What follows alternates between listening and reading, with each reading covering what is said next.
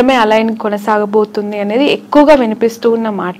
అంటే ఇప్పుడు ప్రస్తుతానికి అయితే అలా వాళ్ళ ఆలోచన నాకు ఎందుకంటే అందరితో మాట్లాడుతున్నట్టు అలా ఏం అనుకోవట్లేదండి. కూటమి ప్రస్తుతానికి కూటమిగానే వెళ్దాం అనుకుంటున్నారు. బట్ బయట నుంచి అది టాక్ అవ్వచ్చు. ఎందుకనంటే ఎక్కడో ఇంటర్నల్ గా కొన్ని క్లాషెస్ అయితే స్టార్ట్ అయ్యాయి. అవి ఉంటాయి మేడం. ఎందుకంటే ఒక వైఫ్ అండ్ హస్బెండ్ మీద 100 ఇష్యూస్ ఉన్నట్టు అబ్వియస్గా ఇది రెండు పార్టీలు, రెండు డిఫరెంట్ భావజాలు ఉంటాయి, రెండు వీళ్ళ ఆస్పిరేషన్స్ ఎక్కువ ఉంటాయి. ఎప్పటికైనా టీడీపీ కార్యకర్తలు ఏమనుకుంటారు, చంద్రబాబు నాయుడు గారే ఉండాలి, తర్వాత లోకేష్ గారే ఉండాలి, ముందుకెళ్ళాలనుకుంటారు. జనసేన కార్యకర్తలు ఈ రోజు కాకపోయినా రేపైనా మా వాడు సీఎం అవ్వాలి, గెలవాలి, ముందుకెళ్ళాలనుకుంటారు. సో ఆబ్వియస్గా లేదా లోకల్ ఆస్పిరేషన్స్ ఉంటాయి, క్యాస్ట్ ఈక్వేషన్స్ ఉంటాయి, ఆబ్వియస్గా ఆ చిన్న వైరుధ్యాలు ఉంటాయి. లేదా ఇక్కడ బొమ్మ పెట్టారు, ఇక్కడ బొమ్మ తీసేసారు, మా వాడి దగ్గర ఏవో ఉంటాయి. బట్ ఇట్లన్నింటినీ కలుపుకొని ముందు మాట్లాడుకుంటే రోజు మీటింగ్ పెట్టుకుంటే ఎలా ముందుకు వెళ్తారని బట్టి ఉంటుంది. బట్ కలిసి ఉంటే వాళ్ళకున్న బలం విడిపోతే ఇద్దరికీ ఉండదు. ఓకే. బట్ ఈ మధ్య కాలంలో చూస్తున్న political developments towards Janasena more curious అండి. బాలినేని గారు జాయిన్ అవ్వటం, ఉదయ్ భాన్ గారు జాయిన్ అవ్వటం, వస్తున్న సీనియర్ లీడర్స్ జాయిన్ అవుతూ ఉన్నప్పుడు why not TDP, why Janasena అనే క్వశ్చన్ అక్కడ మనకు రేజ్ అవుతుంది. అంటే అక్కడ ఉన్నటువంటి సమీకరణాలు బట్టి ఫ్యూచర్లో ఇదైతే బాగుంటుంది కదా, అక్కడ ఉన్న క్యాస్ట్ ఈక్వేషన్స్ అన్నీ పెట్టి జాయిన్ అవుతారండి. ఇంతకుముందు బాలినేని గారు కూడా ఇప్పుడు అంతకుముందు టీడీపీ నుంచి ఆఫర్ వచ్చింది, లేదా జనసేన నుంచి ఆఫర్ వచ్చి ఉండొచ్చు, లేదా ఇప్పుడు అయిపోయిన తర్వాత ఇప్పుడు ఆల్రెడీ టీడీపీ నుంచి వాళ్ళు క్యాండిడేట్ ఉన్నారు కదా, గెలుచున్నారు కదా, మన నెక్స్ట్ జనసేనకి అయితే బాగుంటుందని లోకల్ సమీకరణాలు పట్టుకొని ఆ డిసిషన్ తీసుకుంటా ఉంటారు ఎనీ ఎమ్మెల్యే. బట్ ఈ జాయినింగ్స్ అనేవి ఈ టూ పార్టీస్ మధ్య ఏమి క్లాషెస్ కి దారి తీయదా మోర్ అంటే? ఎందుకంటే ఆల్రెడీ ఒక పెద్ద పార్టీ ఇద్దరికి ఒక అండర్స్టాండింగ్ ఏంటంటే అండి, ఇప్పుడు మీకు ఇందాక వైఫ్ అండ్ హస్బెండ్ ఎగ్జాంపుల్ ఏంటంటే మీకు ఒక పిల్లలు, అందుకే మీకు కామన్ గోల్ ఎక్కువ ఉంటుంది. At the same time me individual మీకు కొన్ని లక్ష్యాలు ఉంటాయి, మీకు ఆయనకు ఎక్కువ లక్ష్యాలు ఉన్నట్టు. ఇక్కడ ఏమవుతుందంటే ఆబ్వియస్లీ రేపొద్దున నా పార్టీ బలోపేతం చేసుకోవాలని ఇరు పార్టీలకి ఉంటుంది, ఇరు పార్టీ లీడర్లకి ఉంటుంది. సో ప్యారల్గా ఒకటి మీకు తెలిసినా ఒకటి తెలియకపోయినా రెండు పార్టీలు తన పార్టీ బలోపేతం చేసుకోవాలని వర్క్ చేసుకుంటూ ఉంటాయి. దాంట్లో ఎటువంటి సందేహం లేదు. ఎన్నికలకి ముందు వైఎస్ఆర్సీపీ నుంచి చాలా మంచి లీడర్స్, సీనియర్ ఫైనాన్షియల్ స్ట్రెంగ్త్ ఉన్న లీడర్స్ని వైసీపీ పోగొట్టుకుంది. అది ఎంతవరకు కారణం అనేది ఇప్పటికి కూడా వాళ్ళు తెలుసుకున్నారో లేదో తెలియదు, కానీ బాలినేని లాంటి సీనియర్ లీడర్స్ ఇప్పటికీ కూడా వెళ్ళిపోతూ ఉన్నారు.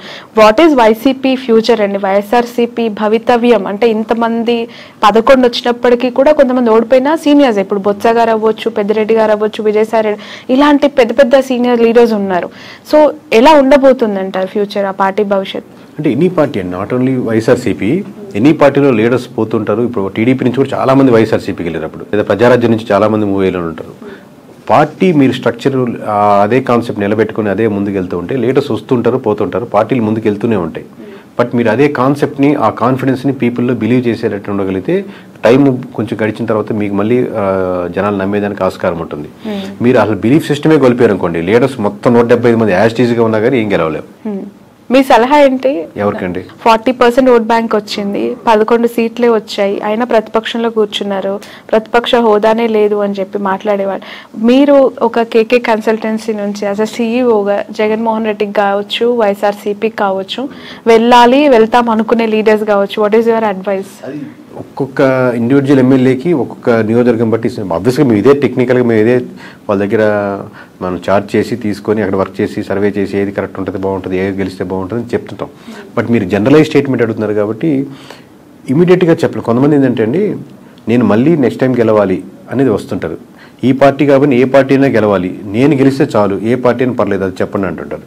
సో ఓవరాల్గా మీకు ఎక్కడైనా సరే ప్రజలు ఏం కోరుకుంటున్నారో ఆ ప్రజల పర్స్పెక్టివ్లో మీరు వర్క్ చేస్తున్న రెడీగా ఉందా లేదా, ఫ్యూచర్లో నాకు ఇక్కడ అవకాశం ఉంది అనుకుంటే రైట్. ఇది జనరలైజ్ స్టేట్మెంట్ చెప్పండి. అంటే జగన్ గారు ఏం చేస్తే ప్రతిపక్షంలో ఇంకా బెటర్ గా వాళ్ళు ఎవరైనా అంటే ఇప్పుడు వీళ్ళు సిట్టింగ్ అన్న అపోజిషన్ అని ఒకటే, దీంట్లో ఏం పెద్ద ప్రిన్సిపల్లో ఏం తేడా లేదు. దీంట్లో మనం చెప్పేది గ్రౌండ్ రియాలిటీలో ఎటువంటి ఇష్యూస్ ఉన్నాయి, ప్రజలకు ఎక్కడెక్కడ మద్దతు కావాలి, ఏ వర్గాలకి నేను నిలబడాలి, అన్ని వర్గాల్లో నేను నాయకుడిగా నేను నిలబడాలి. నేను కాదు, నేను లీడర్స్ కాదు. లీడర్ ఎప్పుడు ఇంకా గొప్ప లీడర్ అవుతా అంటే మీరు ఎంతోమంది లీడర్స్ని రకరకాల సెక్షన్స్లో తయారు చేసినప్పుడు గొప్ప లీడర్ అవుతారు. అది ఇప్పుడు నేను రిక్రూట్ చేసుకుంటున్నాను, ఇప్పుడు మేము ఇంట్రెస్ట్ చేస్తా ఉన్నాను. ప్రతి ఇంటర్వ్యూలో నేను చూసుకునేది అంశం ఏంటంటే నాకంటే ఇతనికి లేదా అమ్మాయికి ఎక్కువ టాలెంట్ టెక్నికల్గా ఈ విషయంలో ఉందా, లేదా ఆల్రెడీ ఉన్న వాళ్ళకంటే ఎక్కువ టాలెంట్ ఉందా అని చూసుకుని లీడర్ అవుతాడు.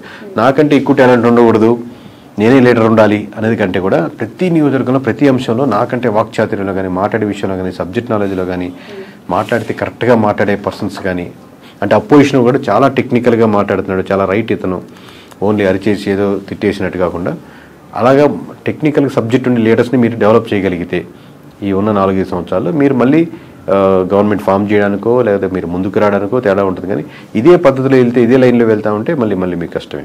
Okay okay. ఈ 2 తెలుగు స్టేట్స్లో ప్రాంతీయ పార్టీలకు ఎంతో కొంత రోడ్ బ్యాంక్ని కైవసం చేసుకొని సస్టైన్ చేస్తున్న పార్టీస్ని మనం చూస్తూ ఉన్నాం. ఇక్కడంటే ఇప్పుడు కాంగ్రెస్ అధికారంలోకి వచ్చింది, అగైన్ అక్కడ మళ్ళీ ప్రాంతీయ పార్టీ, ఆఫ్కోర్స్ జాతీయ పార్టీ అయినప్పటికీ కూడా వాళ్ళు ప్రాంతీయ పార్టీగానే ఎస్టాబ్లిష్ అయ్యారు టీడీపీ. సో ఒక ప్రాంతీయ పార్టీ యొక్క ప్రభావము, వాళ్ళ ఇంపాక్ట్స్ 2 స్టేట్స్లో ఇంతకాలం చూసిన ప్రజలు మతతత్వ రాజకీయాల్ని, మతతత్వ పార్టీలను ఎంకరేజ్ చేస్తాయా, కన్సిడర్ చేస్తాయా? అంటే ఇప్పుడు నేను నేషనల్ వైజ్గా చెప్తున్నా కదండి, మతానికి ఉన్న సంబంధించిన ఓట్ బ్యాంక్ అంటే ఇక్కడ ఎస్పెషల్లీ 2 తెలుగు స్టేట్స్ గురించి నేను మాట్లాడాను. అంటే కంపారిటివ్ నార్త్లో పోలిస్తే ఇప్పుడిప్పుడే సౌత్లో బీజేపీది కూడా ఇంకొంచెం ఉంది. కంపేర్ చెప్తున్నాను, నార్త్లో ఎక్కువ బీజేపీ ఆల్రెడీ ఒక సాచ్యురేషన్ పాయింట్కి వెళ్ళిపోయింది. బట్ సౌత్లో ఇప్పుడిప్పుడే అక్కడక్కడక్కడ ఆ టైప్ ఆఫ్ చిగురిస్తూ లేదా ఆ థాట్ ప్రాసెస్లో ఉండి మన ధర్మం అనేది ఆలోచిస్తున్నారు. బట్ అది ఓట్ బ్యాంకింగ్ సరిపోదు గెలిచేదానికి అనుకుంటున్నాను. ఒకసారి మీకు సెంట్రల్లో బీజేపీ తగ్గిపోతుంది అనుకోండి, దాని ఇంపాక్ట్ మన స్టేట్లో కూడా పడుతుంది. మొత్తం స్టేట్లో సెంటర్లో మనకు గవర్నమెంట్ మారుతుంది అనుకోండి, అది మన స్టేట్కి వచ్చేసరికి కూడా మన ఇంపాక్ట్ పడుతుంది. ఎప్పుడైతే మీకు బీజేపీ మీద ఎఫెక్ట్ ఎక్కువ పడిపోతుందో, బీజేపీ మునిగిపోతుందో, దానికి బీజేపీ ఆధారితంగా నిలబడిన పార్టీలు కూడా దాని ప్రభావం, దాని ఎఫెక్ట్ ఎంతో కొంత తీసుకో తప్పదు. Okay okay. In future Nara Lokesh గారికి, పవన్ కళ్యాణ్ గారికి ఎవరికి ఎక్కువగా సీఎం అయ్యే అవకాశం ఉంది అని అంటారు? మీ అజంప్షన్ ఏంటి? అది చెప్పలేము, ఎందుకంటే అండి ఇది హైపోథెటికల్గా ఆబ్వియస్గా చంద్రబాబు నాయుడు గారు ఉన్నంతసేపు ఆయన గవర్నమెంట్ రన్ అవుతూ ఉంటుంది, 5 years ఇబ్బంది లేదు కదా. But going forward obviously TDP కానీ టీడీపీ కార్యకర్తలు కానీ ఎట్లాగైనా సరే మా చంద్రబాబు గారు సీఎం ఉండాలి, దాని తర్వాత లోకేష్ గారే వాళ్ళు కోరుకుంటారు. పవన్ కళ్యాణ్ గారు ఫాలో అయ్యేవాళ్ళు ఆబ్వియస్గా పవన్ కళ్యాణ్ గారు సీఎం అవ్వాలి, ఇంకా సీట్లు 21 నుంచి మేము 71, 100 సీట్లు వెళ్ళాలని కోరుకుంటారు. బట్ ఇద్దరు కూటమిగా వెళ్ళాలనుకుంటున్నారా, సెపరేట్గా వెళ్ళాలనుకుంటున్నారా? మీరు ఇందా చెప్పినట్టు టీడీపీ సెపరేట్ అయ్యి బీజేపీ ఆబ్వియస్గా బీజేపీ జనసేన వెళ్ళాలనుకుంటున్నారు. దీనివల్ల ఇట్లా సెపరేట్ అయితే మళ్ళీ వైఎస్ఆర్సీపీకి ఫెచ్ అవుద్దా? ఎన్ఫ్యాక్టరీ వేస్లో ఉన్నాయి కాబట్టి ఎవరి కార్యకర్తలు ఎవరు లీడర్ అవ్వాలనుకుంటారు. మాది ఏంటంటే ప్రజలు ఇప్పుడు ప్రస్తుతానికి ఏమనుకుంటున్నారు, ఎలా చేస్తే ప్రజలకు బాగుంటుంది. ఇంకా ఆబ్వియస్గా ఏపీ మన సొంత స్టేట్ కాబట్టి ఈ డెవలప్మెంట్లో మనం కూడా ఎందుకైనా భాగస్వామ్యం అయితే ఇది బాగుంటే బాగుంటుంది కానీ మనకు ఒక స్వార్థం కూడా ఉంటుంది మంది కాబట్టి. ప్రజలు ఏమనుకుంటున్నారు అనేది మీరు చెప్తానంటున్నారు. పిఠాపురం ప్రజలు ప్రస్తుతం ఏమనుకుంటున్నారు? పవన్ కళ్యాణ్ గారు ఎమ్మెల్యే అయ్యారు, డిప్యూటీ సీఎం అయ్యారు, ఒకసారి ఛాన్స్ ఇవ్వమన్నారు, గెలిపిమ్మన్నారు, అవకాశం ఇచ్చేశారు, అన్ని ఆయనకు కావాల్సిన 21కి 21 కైవసం చేసేసారు. So towards Pawan Kalyan what is AP peoples high అయితే ఫస్ట్ ఆఫ్ ఆల్ ఉంటుందండి. ఆబ్వియస్గా అందరూ పవన్ కళ్యాణ్ ఓట్లు వేసిన వాళ్ళు ఎవరైతే ఉన్నారో వాళ్ళకి ఆబ్వియస్గా మనం వేసిన పార్టీ గెలిచింది కాబట్టి ఒక హై ఉంటుంది. బట్ ఆ హై అలాగే కంటిన్యూ అవ్వాలంటే ఆ లోకల్ ఇష్యూస్ ఏదైతే ఉన్నాయో అడ్రస్ చేస్తూ మిగతా రోజుల్లో అది కాలువలు కావచ్చు, రోడ్స్ కావచ్చు, సమస్యలు కావచ్చు, అన్ఎంప్లాయ్మెంట్ కావచ్చు, చిన్న ఫ్యాక్టరీలు కావచ్చు, లోకల్ కుటీర సంస్థలు కావచ్చు, అక్కడికి వెళ్ళే చిన్న హాస్పిటల్స్ కావచ్చు, ఈ ఇష్యూస్ మీద కాన్సన్ట్రేట్ చేస్తే ఆ హైకి తగ్గట్టు రెస్పాన్స్ ఇంకా డెవలప్మెంట్ అవుతూ ఉంటుంది. ఒక పాయింట్ మీద అయితే చెప్పలేరా?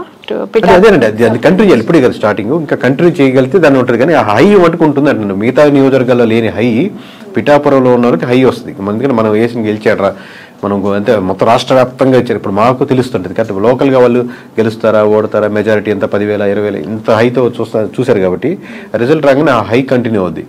బట్ హై కంటిన్యూ అలాగే అవ్వాలి అంటే మీరు ఇష్యూస్ మీదే ఐడెంటిఫై చేసి వర్క్ చేయాలి. ఓకే సార్, మీకు ప్రెషర్ ఎంతవరకు ఉంటుంది ఈ సర్వీస్ అని చేస్తూ ఉన్నప్పుడు? ఎందుకనంటే ఒక ఇంటర్వ్యూ చేస్తే మాలాంటి వాళ్ళ మీదనే బురద జల్లే ప్రజలు, లేదంటే అలాంటి పీపుల్ మనం సొసైటీలో యాజ్ ఆఫ్ చూస్తూ ఉన్నాం. ఇంకా మీరు బియాండ్ దట్ ఒక పార్టీకి మీరు చేస్తూ గెలుస్తుంది, ఓడిపోతుందని మీరు ప్రెషర్ ఉంటుందండి. ప్రెషర్ ఆబ్వియస్లీ చాలా ఉంటుంది, దాంట్లో నేను లేదు అని ఎట్లా ఓవర్కమ్ అవుతారు? అంటే ఒకరు బెదిరించే వాళ్ళు ఉంటారు, లేదా ఇట్లా చెప్పమని అనే వాళ్ళు ఉంటారు, లేకపోతే వాళ్ళు ఇలా పోయాలని ఉంటారు, లేకపోతే బాగా వీరాభిమానులు ఉంటారు, ఏమన్నా చేసేస్తాం నీకోసం బాగుంటారని ఉంటారు. బట్ నేను మోస్ట్లీ నేను పరంగా కానీ నా నేను ట్రై చేసేది మనం వీటికన్నిటికీ దూరంగా ఉందాం, మన పని మనం చేసుకుంటూ వెళ్దాం అని ట్రై చేస్తున్నాం. కానీ ప్రెజర్ అయితే విపరీతంగానే ఉంటుంది. లిక్కర్ పాలసీ ఇంపాక్ట్ ఎంత ఉందండి? ఆ గవర్నమెంట్ ఓడగొట్టడానికి ఈ గవర్నమెంట్ గెలిపించడానికి అది మేజర్ ఇంపాక్ట్ అంటారా? 1% ఇప్పుడు అన్ని ఒక్కొక్క పర్సెంట్ యాడ్ చేసుకుంటా ఉన్నాం అంటే వైఎస్ఆర్సీపీ నుంచి టీడీపీకి వచ్చిన ఓట్ బ్యాంకింగ్లో ఖచ్చితంగా ఒక 1% అయితే ఓట్ బ్యాంకింగ్ లిక్కర్ పర్స్పెక్ట్లో వచ్చిన ఓట్ బ్యాంకింగ్ ఉంటుందండి.